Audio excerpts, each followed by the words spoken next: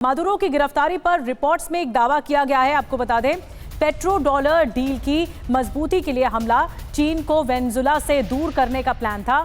Dollar की साख बचाने के लिए ये कदम उठाया गया। सऊदी अरब और यूएस में हुई थी पेट्रो डॉलर को लेकर डील, और इसके पीछे ये दावा किया जा रहा है कि दरअसल डॉलर की सेहत को बचाने के लिए ये कदम था। और 1974 में एक समझौता हुआ जिसने दुनिया की किस्मत बदल दी। सऊदी अरब और अमेरिका के बीच तय हुआ कि दुनिया में तेल की खरीद बिक्री सिर्फ डॉलर में होगी। गणित सीधा था, दुनिया को तेल चाहिए तो उसे डॉलर चाहिए। तेल के बिना दुनिया थम जाएगी, इसीलिए डॉलर सबकी मजबूरी बन गया। यही डॉलर की असली बादशाहत है, क्योंकि हर देश को तेल खरीदने के लिए डॉलर जमा करने पड़ते हैं। अमेरिका अपनी मर्जी से नोट छाप सकता है, उसकी अर्थव्यवस्था इसी वैश्विक मांग पर टिकी है। यही अमेरिका की वो आर्थिक सत्ता है जिसके सामने पूरी दुनिया झुकती है। चीन की चुनौती और वेनेजुएला, लेकिन अब चीन इस खेल को बदलना चाहता है। वो चाहता है कि तेल का व्यापार डॉलर के बजाय उसकी करेंसी युआन में हो। यहीं वेनेजुएला की यहीं पर एंट्री होती है। वेनेजुएला के पास दुनिया का सबसे बड़ा तेल भंडार है। अमेरिका को डर है कि अगर चीन ने वहां अपनी पैठ बनाई तो डॉलर का साम्राज्य ढह जाएगा। चीन और वेनेजुएला का साथ आना डॉलर के लिए सीधा खतरा है। इसीलिए वेनेजुएला पर कंट्रोल की यह जंग सिर्फ राजनीति नहीं, बल्कि डॉलर की साख बचाने की एक बड़ी आर्थिक लड़ाई भी है। तेल रहेगा तो डॉलर चलेगा, और डॉलर चलेगा तभी अमेरिका की ताकत बनी रहेगी। तो यह है प्रभुत्व की असली लड़ाई। श्रीवास्तव सर, मैं आप ही से समझना चाहूंगी, ये जो डॉलर का खेल है, देखिए डॉलर का अस्तित्व ऐसा है पूरी दुनिया में कि इसी से ही सारी करेंसी अलाइंड होती हैं, और अगर डॉलर की ताकत को बढ़ाना एकमात्र मकसद है तो फिर तो अमेरिका की तरफ से ये जो काम किया गया वो सही काम किया गया। इसी को जायज़ ठहराने की कोशिश भी होगी।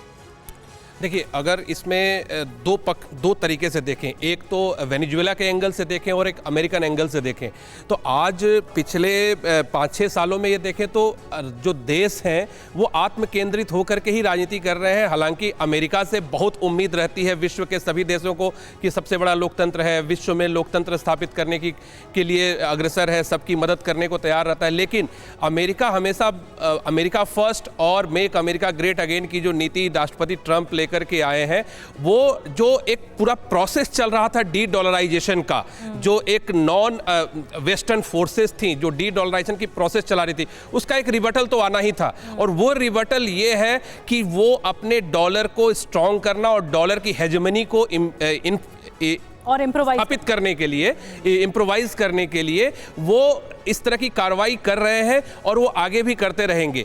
देखिए, तरीका तो ये गलत है जो वेनेजुएला के राष्ट्रपति को उन्होंने किडनैप किया, लेकिन अमेरिका के मकसद जो इसके पीछे है उसका आप देखिए कि जो डॉलर को मजबूत करना या ऊर्जा को अपने कब्जे में लेकर के उस अपने हिसाब से अब देशों को ये कहना कि देखो हमारे पास भी ऊर्जा है और आप हमारे यहाँ से अब तेल खरीदेंगे। तो अब अन्य देशों के सामने भी ये चुनौती आएगी जो रशिया से तेल खरीद रहे थे या जो मिडिल ईस्ट के देशों से तेल खरीद रहे थे, उन्हें अब अमेरिका से तेल खरीदने के लिए राष्ट्रपति ट्रंप मजबूर करेंगे। ठीक है, ये इंपॉर्टेंट बात है। मनीष, इस पर एक रिएक्शन मैं आपका भी चाहूंगा, लेकिन उससे पहले एक खबर अपने दर्शकों को बता दें। वेनेजुएला में सत्ता परिवर्तन पर सस्पेंस बरकरार है। राष्ट्रपति ट्रंप ने मचाडो के नाम को नकारा है। मारिया कोरेना मचाडो को वेनेजुएला में समर्थन नहीं है, ये ट्रंप कह रहे हैं। वेनेजुएला में मचाडो को वो सम्मान नहीं हासिल है, ये डोनाल्ड ट्रंप की तरफ से कहा गया है। आपको बता दें कि वेनेजुएला में अमेरिका की कठपुतली कौन है। मादुरो के अपहरण के बाद अमेरिका वेनेजुएला में अपना मोहरा फिट करना चाहते हैं, जो सिर्फ और सिर्फ अमेरिका की सुने, उनके नक्शे कदम पर चले। अमेरिका जो कहे वो मान ले। रेस में सबसे आगे नाम मारिया कोरेना मचाडो का बताया जा रहा था। मचाडो नोबेल शांति पुरस्कार विजेता भी हैं, लेकिन मचाडो के नाम पर सस्पेंस अभी भी कायम है। ट्रंप ने साफ कह दिया है कि मचाडो को वेनेजुएला में जन समर्थन हासिल नहीं है और उनका वेनेजुएला में सम्मान भी नहीं है, लेकिन इस बयान के कई मायने भी हैं। दरअसल अमेरिका ऐसे मोहरे की तलाश कर रहा है जो उसे अपने तेल के भंडार को पूरी तरह से सौंप दे, पूरी तरह अमेरिका के हवाले कर दे। अब ट्रंप का डबल गेम देखिए। एक तरफ वो ये कह रहे हैं कि मचाडो का वेनेजुएला के लोग सम्मान नहीं करते, दूसरी तरफ वो ये भी कहते हैं कि मचाडो अच्छी इंसान है, वो अच्छा काम कर रही हैं, लेकिन सत्ता उन्हें नहीं सौंपी जाएगी। इसके पीछे डोनाल्ड ट्रंप का अपना ही खेल है।